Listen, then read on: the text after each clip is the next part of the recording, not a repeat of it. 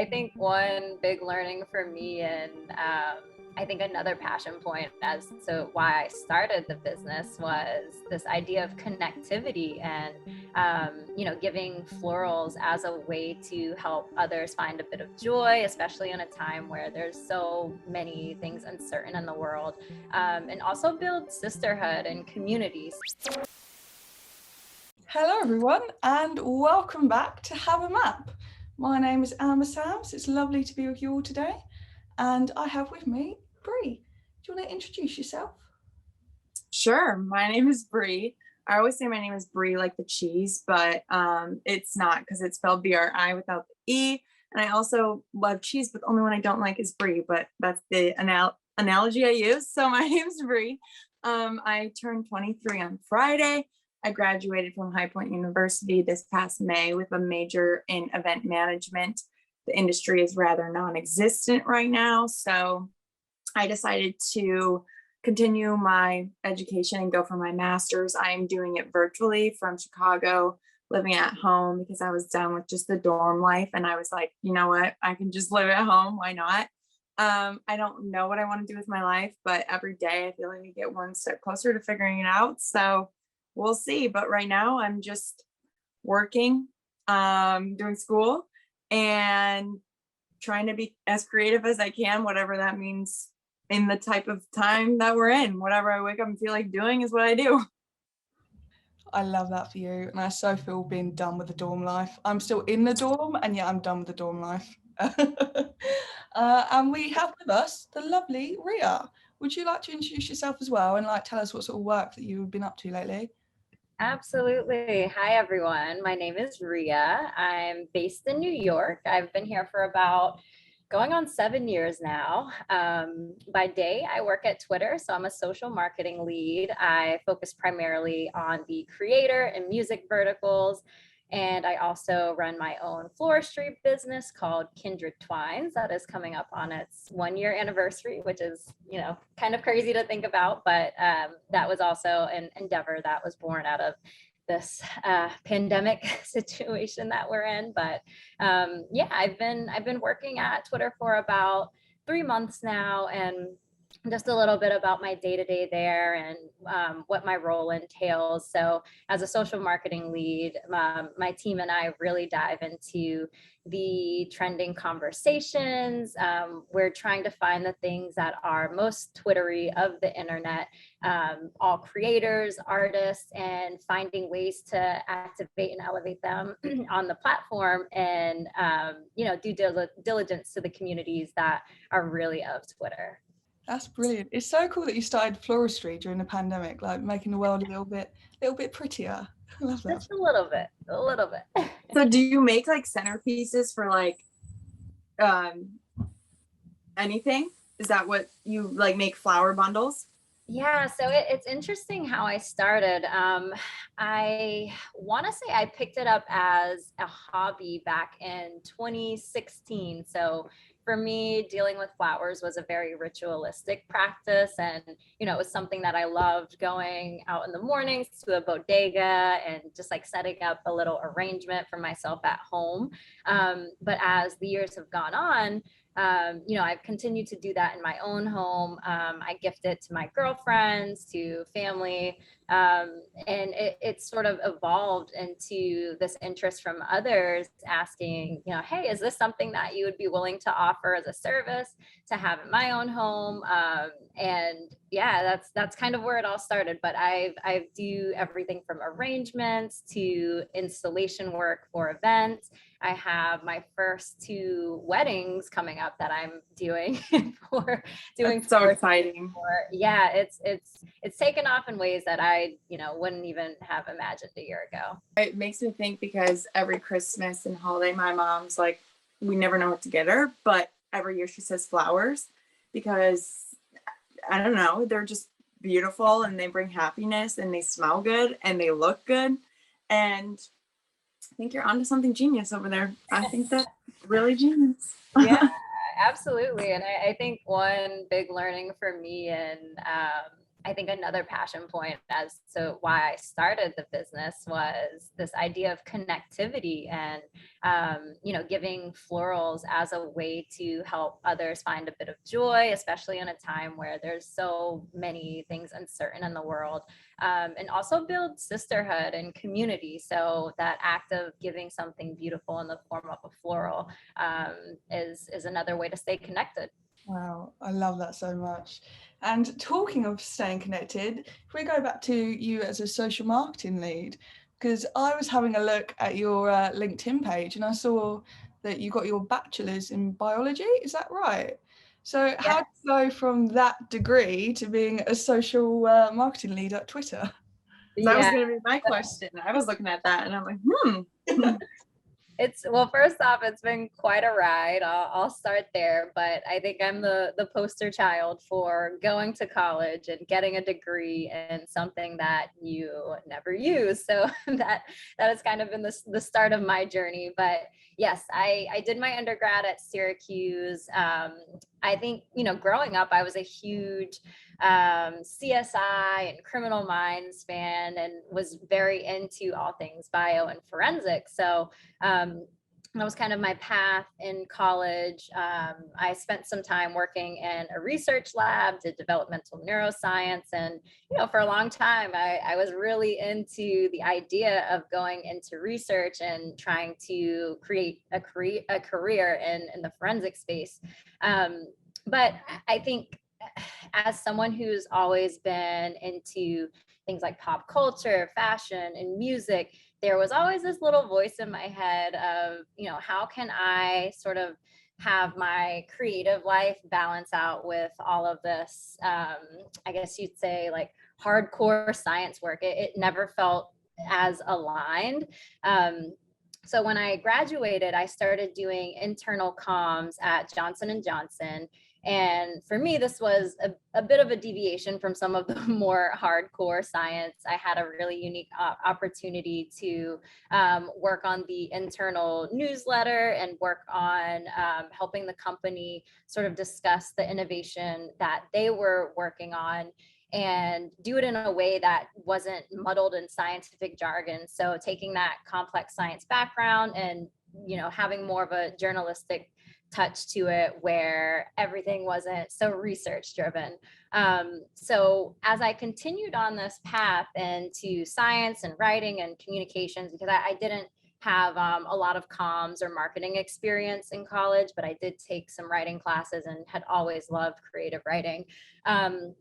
I had moved to New York and joined a PR agency working in healthcare comms. And, after a while, you kind of get that sense of knowing what isn't for you. And for me, healthcare started to drive me crazy.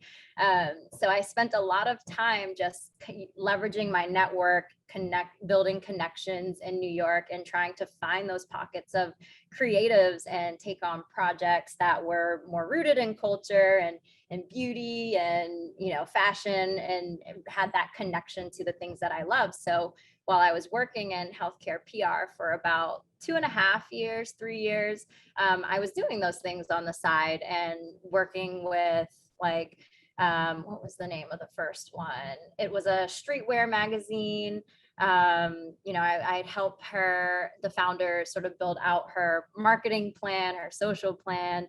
And then from there, I realized hey, I have to make this full-time switch because I'm just not happy and passionate in the healthcare field. So I guess long story short, how I jumped into marketing at Twitter, I first discovered this group called MIM Connect, Minorities in Media Connect.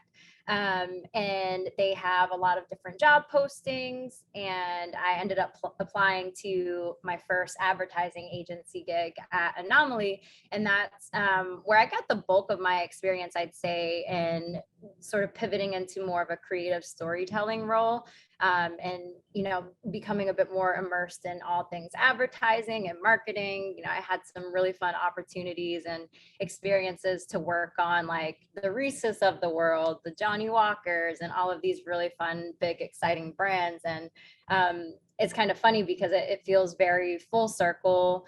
my first role at Anomaly, I was actually a community manager for the candy brand Reese's. So oftentimes I was just like tweeting out like in the voice of Will Arnett and just going crazy on the platform, and kind of, here's where I am now. I'm back at Twitter talking online. That's really cool. Honestly, that's all you can do is really, well, okay, I think about it in the way that I majored in event management, but because I graduated in a time that's such unknown, and I mean, a lot of companies weren't hiring interns that were juniors. They want people that are like structured in that way. And so when I graduated, I was like, great, I don't know what I want to do. I don't know.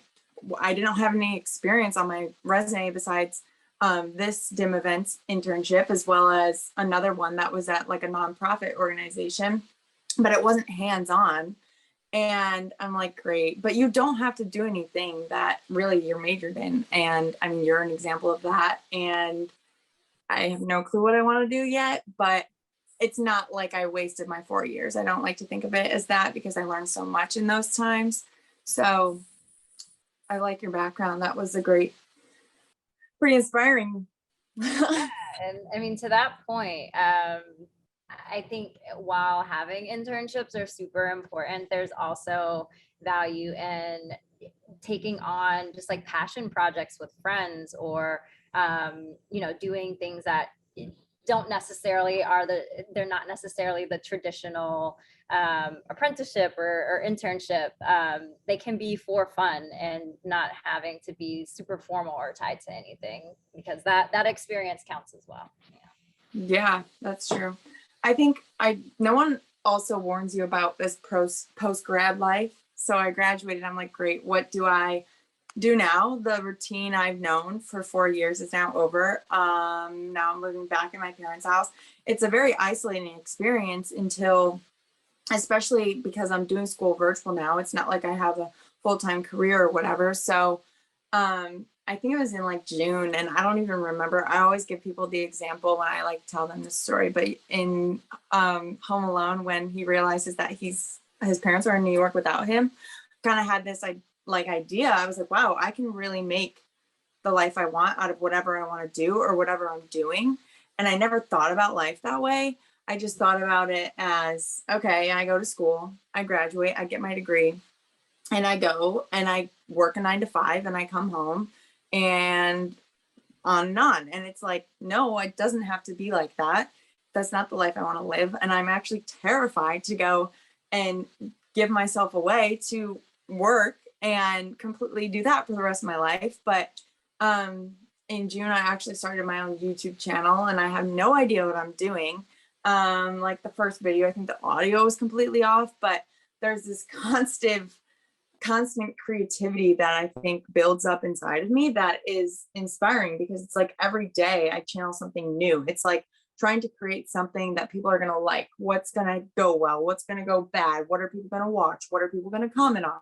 So I think that's something that I'm passionate about, but can I turn that passion into a career? I don't know, but we'll see. I think I made a TikTok the other day about my brother, and he plays football, and my mom had decorated the entire house. I'm like, Mom, it feels like Christmas. Like, why are we decorating a house in all of this football gear?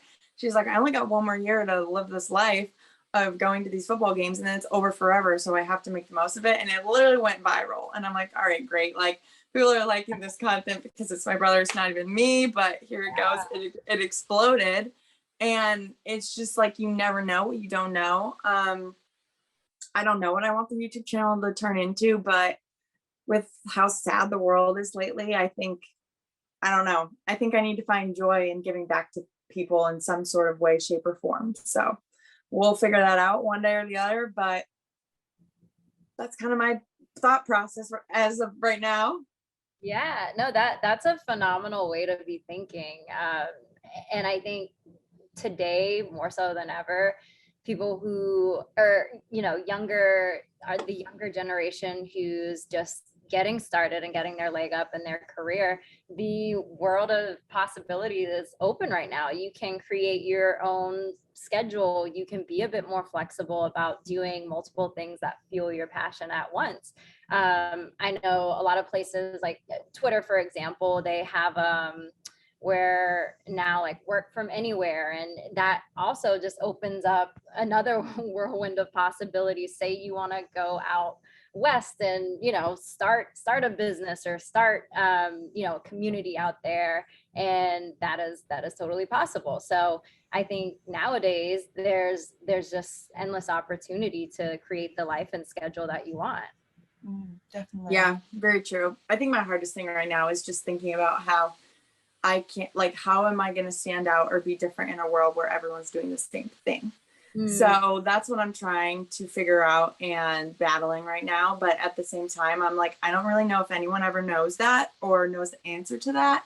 I think it's just like, I just have to go in it being inauthentically myself and hope people can relate or find a story or find something to cling on to. Because I mean, like, as cliche as it sounds, like Dixie and Charlie D'Amelio, they never knew making a TikTok in their bedroom they were gonna explode, like things like that. And I'm like, yeah, I don't know what I'm doing, but no one does. Yeah, and I think so a big part of my role, as I was mentioning earlier, is tapping into the creator community and sub communities to understand what it is that both audiences and creators gravitate towards. And there's no secret formula. I think, to your point, it is about finding what it is you're passionate about, whether it's you're a Pop-Tart icing aficionado or into like BTS karaoke.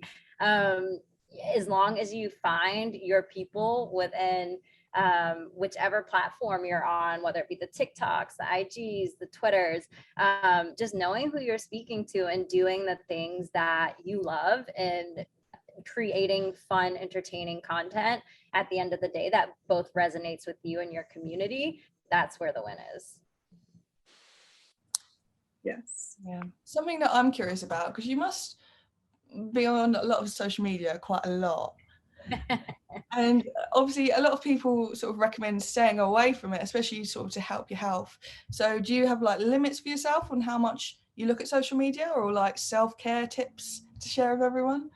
Oh, absolutely. I have screen time on my phone set. So after a certain hour at night, like I try to shoot for like 9:30, 10 o'clock. I know that seems very grandma of me, but I try not to end my night with an endless scroll. I will say, as far as finding balance, I was always on Twitter prior to working to Twitter for entertainment purposes, and now it serves a duality. So it's like, yes, I'm scrolling for entertainment, but also I have that work lens on of like, oh, is this something that has potential to go viral? So I think being able to separate the two and have windows of time where it's like, all right, I can just scroll for fun, do my thing, but it doesn't always have to be with the intention of who's next, whose tweet is going to take off. But as far as self-care tips, I'm very big on meditating, rather than spending a lot of time tied to my screen. I'm a huge book fan. I have a book club with two of my girlfriends, so I take a lot of time out of my day to read, at least like towards the end of the night, journaling. I keep my water on deck all the time, staying hydrated. And just, I think, being able to create sort of these rituals and practices that help you stay grounded, especially if you're in the social space, so that when you're pulled out of it, you have that sense of connectivity with yourself and you're feeling recharged. And when you go back online, there's not this sense of like, oh my God, I've just been sucked into it 24/7. I have this new lens or new energy. So super, super important, at least for me. And that would be one of my biggest recommendation, find the things that keep you grounded and give you a sense of peace and balance, so that when you're back into the day of social, you're not sort of spiraling in your head. Yeah, I find myself mindlessly scrolling all the time. And I told my mom the other day, I'm like, I feel like I need a life coach to just plan my schedule for me. So maybe like for my birthday or something, that'll be a gift to myself. It's just meeting with a life coach. I'm like, I need you to, I never used to be like that. Like I'm incredibly organized, but just lately I found myself, I'm like, I can't keep up. So I need you to plan when I eat, and I take the dog for a walk, when I do this and when I do that. Like it seems crazy, but like if it's not strategically planned out, I just sit here and think about all the things that I have to do. And I need to work on that. That's for sure something I need to get better on. Yeah, I mean, it's not an overnight thing for sure. And I think the more you can put intention behind your action, whether that is, being on these social streets and looking for a particular type of piece of content, or taking intentional time to meditate or journal, whatever it may be, to find yourself some peace and stillness, having that intentionality tied to it will do you so much good in the long run. Yeah. In which of your roles that you had, looking at your experience, was taught you the biggest like learning curve, that you had the biggest learning curve, or like went, oh wow. Well, I guess you did give the one example earlier, but I mean, you've been a manager at multiple different places. So leading people, what has that role been like? Yeah, so one of, I guess, the biggest learning curve that I've had, especially in managing, I will say, when I first moved from healthcare to creative advertising, that transition was difficult. It was my first real opportunity and job to learn all there is about advertising and social media, and really get into the day-to-day of like understanding social metrics and applying like social listening and research and insights to all of the ideas that we were putting forth. And it was very different coming from PR, healthcare PR at the time, because I was writing a lot of pitches and press releases, and it was just a shift in how I had to think of my day to day. So I think that was one of the biggest learning curves, and it was such a fun experience. I will say, like, I had an amazing managerial and support team, and just like my team in general was so fun to work with. And they never put me in a position to feel that if I didn't know anything, I didn't have it was a safe space to open up and ask any type of questions, which I love and appreciate. But as far as managing I want to say 2 jobs ago, I feel like I've moved around a lot. I worked at this agency called Metier. They were a boutique, more like fashion and beauty agency. And there I had 2 direct reports. And that was my first time really managing a team.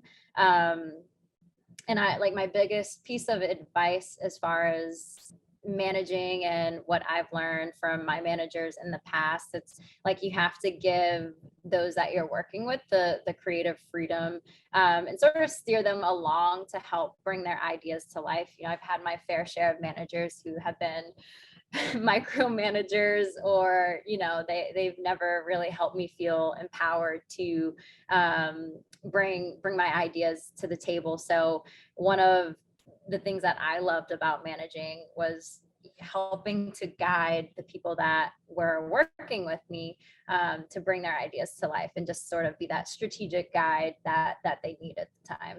That is awesome. Leadership roles are so good, especially when you've had like rubbish bosses in the past and you're like, I'm going to fix this. Yeah. You mentioned that you've sort of jumped from job to job a little bit. Would you say that's a good thing for like someone to do if they're not entirely sure what exact field they want to be in? I say if it makes sense for you and if you're not getting something from a current role that you desire or you're feeling unfulfilled, then absolutely take the jump, make the change, do what you need to do to better position yourself for success and, set yourself up to where your 9 to 5, because it is such a huge chunk of your day, is making you feel energized and excited about showing up. So for me, it's always been a matter of right place, right time. I think about when I made the move from Anomaly to Metier, for example.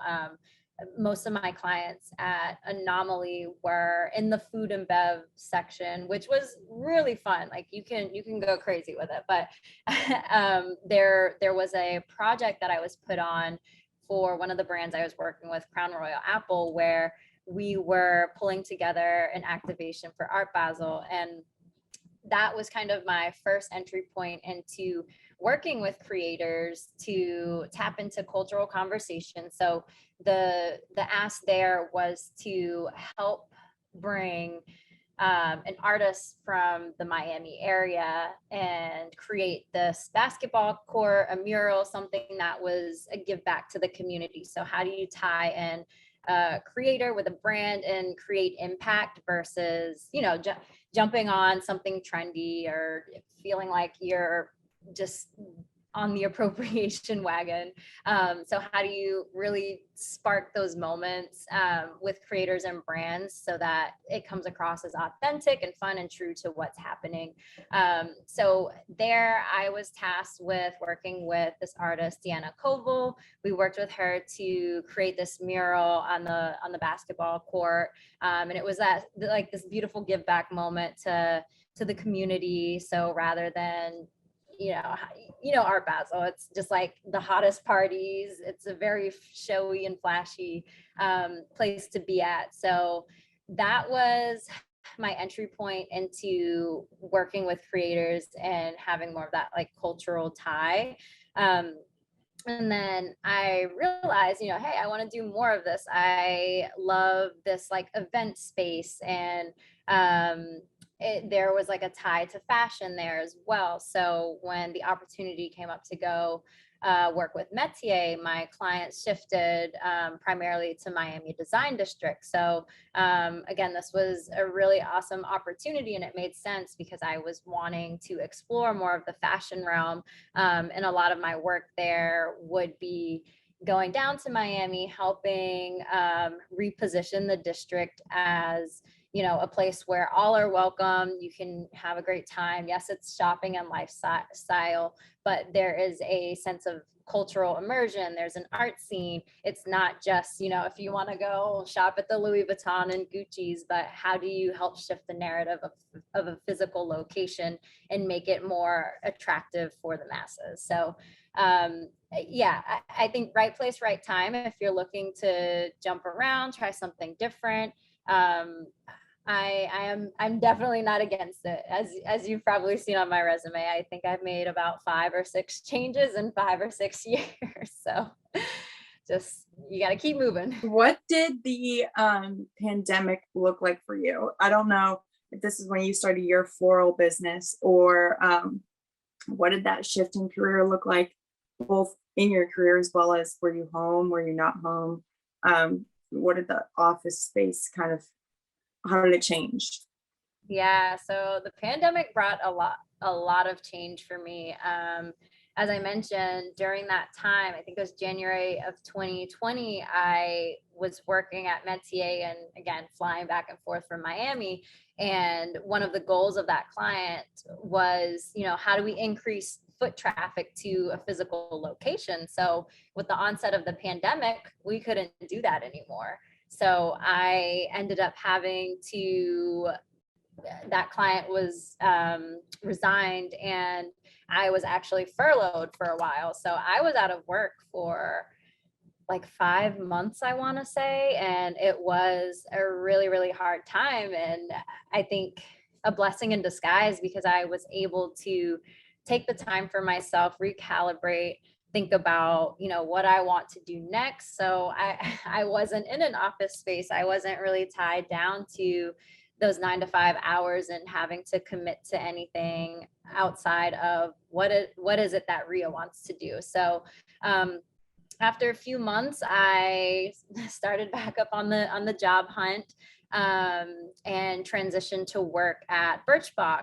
And there I took on a brand partnerships role, brand marketing and partnerships. And a lot of this had to do with working with creators in the beauty space. So while it wasn't directly tied to fashion, the partnerships element sort of gave me that leverage to tie beauty and fashion together, or beauty and anything that made sense for the brand, and telling those monthly themes of what we had slated for each beauty box. So again, it was one of those moments where right place, right time. I started looking. It came up as an ideal opportunity because it tied a lot of what I wanted from my previous opportunity, and encouraged me to even dive deeper into all things creators within the beauty space. So started working there. I was fully remote, and it was an adjustment, again, just like jumping back into 9 to 5 life. It's like, wow, that didn't have this type of downtime. That was primarily for my job for a while, and then a few months later, I want to say it's like July, and then I started my floral business in September. I know while I was having some downtime, I re-immersed myself back in florals, just making them for the home. And then I went on a vacation, I want to say in September, took an online floristry class. And, my partner, he ended up proposing that, hey, why don't, no, not that type of proposing. No, he offered the idea that, you should put your fear aside and really pursue this as a business. I had been thinking about it for a long time. And, he helped me sort of work through that fear to actualize that into an idea and into a dream, and shoot for it. So the pandemic was very eye-opening for me in a lot of ways, in terms of both transitioning careers, diving deeper into my work with creators, into different beats and areas like beauty, fashion, and also finding the courage to believe in myself to move forward with my own personal endeavor. Amazing. I think I can relate on, okay, well, I can't really say that yet because I don't know if my passions are going to turn into anything, but like, I love what I'm passionate about so far. But I think when I said I had that like epiphany moment, I had written down all of the things I was passionate about, and everything on the list was skincare, fashion, makeup, like all of the basic things, but like they're not basic to me because I love them. And yeah, I did just get off the treadmill. Like, I don't look my best right now, but usually like I love taking the time to make myself feel good, whatever that may be. And now I'm like, where was I going with this? It was going into something great.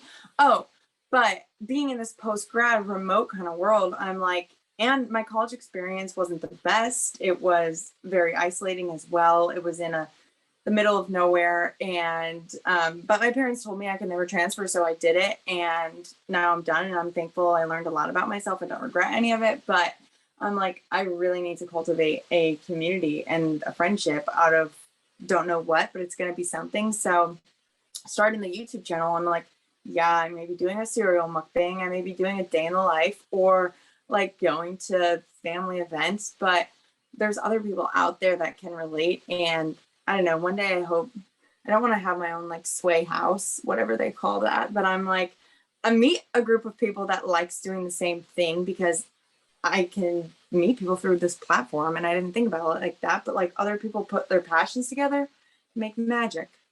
But we'll see one day. Maybe you'll find out in the future. Who knows? Yeah, that's an important one, finding and building community. And truthfully, I'm still doing that process doesn't end, whether it's my online community or my IRL community. You're always seeking new connections and interacting. Granted, it's a little bit harder now with COVID, to like go out as frequently and meet those people, go to networking events. But it's possible, and it's continuous. As your ideas change and evolve, as you change and evolve, you're gonna make new connections that align with your passion and interests. Yeah, I hope. But I mean, now I'm like realizing, I'm like, I don't even know how I socialized before the pandemic. Like, I forget. Like, what did I do to like make this community? But I don't think any of us remember. Like, we're all in the same boat together. So I guess that makes it feel somewhat better. But I mean, we're just going one day at a time. Yeah, it's so tough to think about what social life was pre-pandemic. You know, there was that time, I'm sure you guys were doing this too, where everyone's just like group FaceTiming or having like virtual wine nights or something. So yeah, it's all trying to figure out what a new normal looks like, if there is one. Yes. I so feel that. I've just gone back to uni in real life after Oh. I know a year of remote learning, and I don't know how to talk to people anymore. I was gonna say, how is that treating you?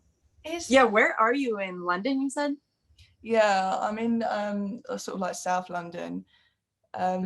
What's it called? Elephant and Castle.